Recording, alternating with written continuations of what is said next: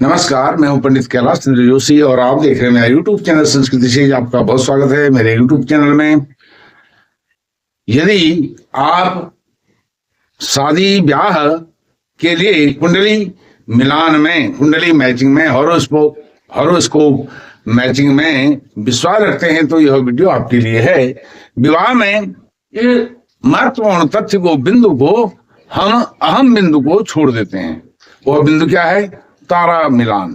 जैसे अष्टकूट मिलान में वर्ण और वश्य के बाद तारा आता है। तारा की मात्र 3 गुण होते हैं, हम उसको छोड़ देते हैं। उसको यदि नाड़ीवेद, षडाष्टक, ग्रह मैत्री आदि हो जाती है तो तारा के गुणों को छोड़ दिया जाता है, क्योंकि बहुत कम गुण उसके होते हैं। केवल 3 गुण होते हैं, 3 नंबर उसके मिलते हैं।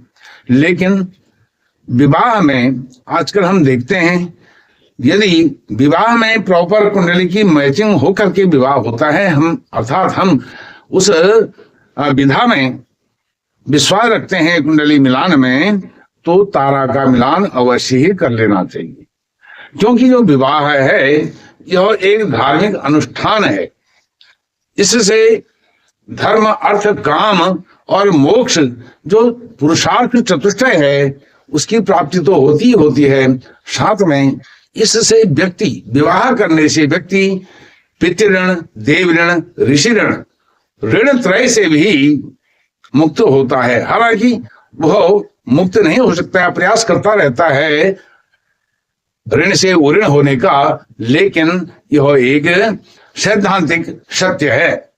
तो इसमें यदि हम तारा का मिलान कर लें, हमारे जीवन की बहुत सारी कठिनाइयां, विपत्तियां, आपत्तियां बहुत दूर हो सकती हैं।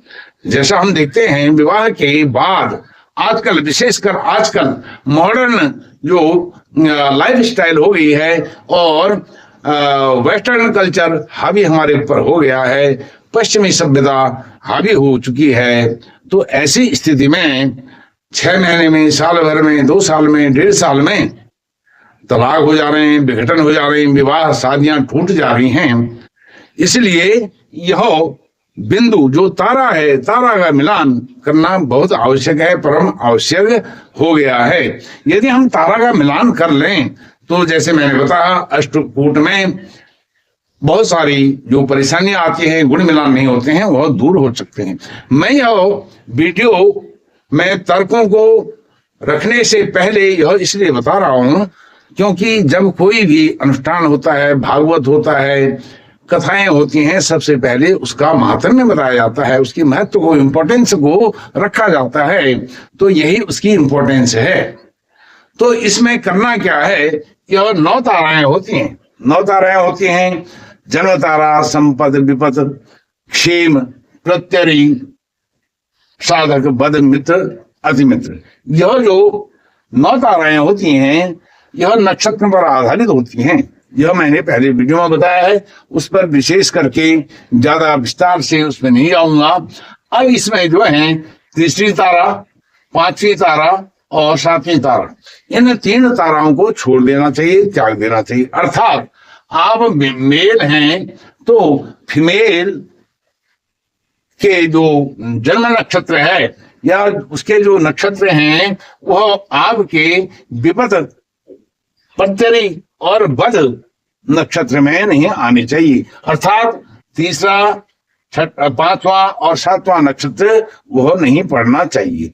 मान लीजिए आपका अश्विनी नक्षत्र है, अश्विनी और कन्या का आ जाता है अश्विनी, भरणी, कृतिका आ जाता है, तो कृतिका में आपको 0 नंबर मिलते हैं। इसी प्रकार से कृतिका, अश्विनी, भरणी, कृतिका, रोहिणी, मृगशिरा में भी आपको 0 नंबर मिलेंगे और पुनर्वसु में भी आपको 0 नंबर मिलेंगे। पुनर्वसु 7वां नक्षत्र हो जाएगा। तो कृतिका, मृगशिरा, पुनर्वसु नक्षत्र को छोड़ देना चाहिए। अर्थात यह जो विपद तारा है, विपद माने विपत्ति आएगी और प्रत्यय माने प्रहार होगा आपके जीवन पर, बद माने मृत्यु तुल्य कष्ट मिल सकते हैं ऐसी मैचिंग से। अब यह जो है 3 है, तो आप आपको 12, 3 के अलावा 3, 12 और 21 इन नक्षत्रों को कन्या के छोड़ देने चाहिए। आपके जन्म नक्षत्र से इन 3 नक्षत्रों के कन्या के यह छोड़ देने चाहिए। 5वां है 5, 14 और 23 इन नक्षत्रों को छोड़ देना चाहिए। उसके बाद 7 है 7, 16 और 25 इन नक्षत्रों को छोड़ देना चाहिए। अब आपके पास चॉइस के लिए 18 नक्षत्र रहते हैं। 18 नक्षत्र में आपको पूरे पूरे अंक, नंबर, गुण मिल जाएंगे। इनमें भी एक लॉजिक होता है। जैसे आपका अश्विनी नक्षत्र है और कन्या का, आप मेल हैं, आपका अश्विनी नक्षत्र है, कन्या का कृतिका में मैंने 0 नंबर बताए थे, इसको छोड़ने के लिए बोला था। लेकिन कन्या के इसमें कृतिका प्रथम चरण होगा तो वह क्या होगा, वह मेष राशि में चला जाएगा। अब मेष राशि में जब चला जाएगा तो क्या होगा, दोनों की राशि एक होगी।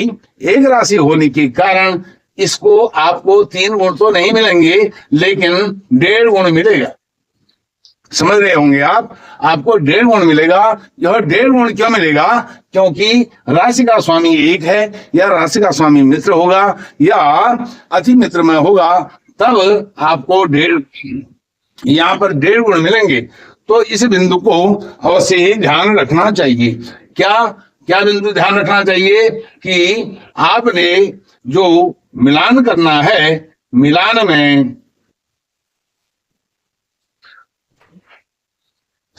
प्रथम दृष्टया 3, 12, 21, 5 जो भी आपका नक्षत्र है, वहां से 3, 12, 21, 5, 14, 23, 7, 16, 25 को छोड़ देना चाहिए। आप मेल हैं, फीमेल हैं, जो भी हैं, आप वर हैं तो कन्या है तो वर के इन नक्षत्रों को छोड़ देना चाहिए। अब 27 में से 9 नक्षत्र आपने शॉर्ट आउट करके अलग कर दिए। अब आपके जो 18 नक्षत्र हैं वह क्या मिलेंगे आपको, या तो जन्म तारा के मिलेंगे, या संपत के मिलेंगे, सेम के मिलेंगे, साधक के मिलेंगे, मित्र अति मित्र के मिलेंगे।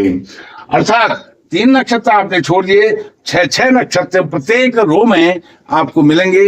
यहीं पर आपकी मैचिंग परफेक्ट हो जाएगी।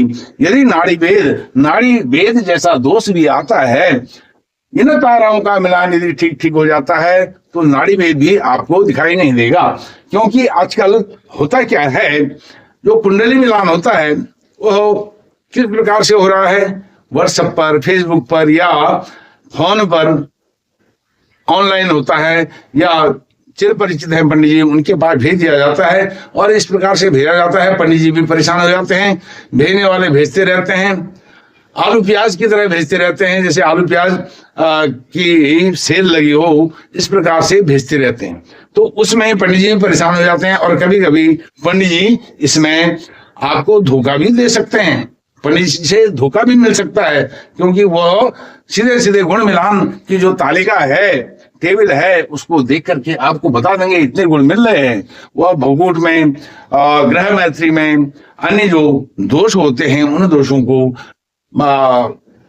बारीकी से नहीं देख पाएंगे। तो इस कारण से आप तारा मिलान अवश्य कराएं, जिससे विघटन ना हो, परिवार में विघटन, दाम्पत्य जीवन में विघटन। और एक तो क्या होता है, आजकल जो विवाह हो रहे हैं बड़े ओल्ड एज में हो रहे हैं। ओल्ड एज का मतलब ये नहीं है कि 60-70 साल में शादियां हो रही हैं, ऐसा नहीं। 28, 30, 35, 40 साल तक में शादियां हो रही हैं। और मैंने तो ऐसे विज्ञापन देखे हैं, 60 साल, 65 साल, 70 साल तक की जो लेडीज हैं वह विज्ञापन दे रही हैं। कोई यूनिवर्सिटी से रिटायर्ड प्रिंसिपल हैं, प्राचार्य हैं, कोई प्रोफेसर हैं, रिटायर हैं। ऐसे लोग जो रिटायर हो चुके हैं अपने कार्य क्षेत्र से, वह विवाह के क्षेत्र में विवाह रचाने के लिए विज्ञापन दे रहे हैं। यह बड़ा दुख का विषय है, हर्ष का विषय नहीं है, बड़े विषाद का यह विषय है। इसलिए तारा का मिलान अवश्य होना चाहिए, इस पर आपको फोकस अवश्य ही करना चाहिए। अब मैं आपको जल्दी से बता देता हूं, मैंने पहले भी अपनी जो दीर्घ वीडियो है, विस्तार पूर्वक है, उसमें बताया है जन्म तारा में यह जन्म तारा है, यह शुभ होती है। संपत्ति, इसमें संपत्ति मिलती है। यदि आपका स्वभाव संपत्ति तारा वाला है, आपकी संपत्ति में वृद्धि होगी। और विपद का बद का प्रतिरिका मैंने आपको बता ही दिया है। क्षेम में होगा तो कल्याण होगा, साधक में होगा तो साधना में रत रहेंगी। और यदि बद में होगा, जो बद जैसा बद, मरना मारना, एक दूसरे को जो कलह है, क्लेश है, मरना मारने से ही मतलब नहीं है। घर में क्लेश होता है, झगड़ा होता है, लड़ाई होती है, तू मैं होती है, वो अभी बद के समान है। मित्र तारा, मित्र में है तो दोनों मित्रवत रहेंगे, अति मित्र है और मित्रवत रहेंगे, अधिक खुशहाल जीवन को व्यतीत करेंगे। तो इन 6 नक्षत्रों को ग्रहण करना चाहिए। और इन 3 नक्षत्र को, 3, 5, 7 नंबर के नक्षत्रों को त्याग देना चाहिए। देखिए आपका जीवन कैसे खुशहाल रहता है, कैसे हैप्पीनेस इंडेक्स आपका उत्तर पीक पर जाता है, 3 पर जाता है, और ग्राफ एकदम हैप्पीनेस का ऊपर उठेगा। यदि वीडियो आपको अच्छा लगा है, वीडियो को लाइक कीजिए, शेयर कीजिए, चैनल को सब्सक्राइब करके मुझे सहयोग प्रदान कीजिए। बहुत बहुत धन्यवाद। नमस्कार।